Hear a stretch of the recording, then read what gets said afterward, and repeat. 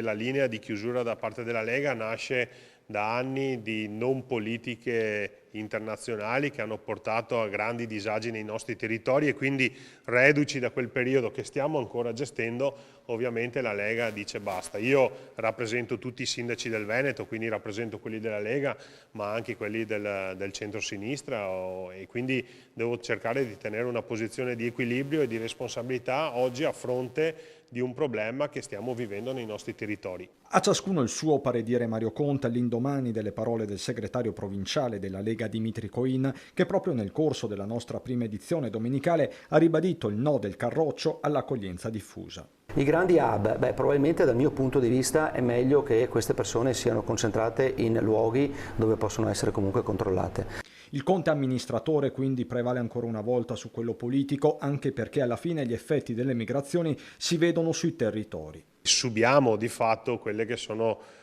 le scelte del governo che in questo momento sta portando a questi risultati e quindi non è competenza dei sindaci indicare le soluzioni.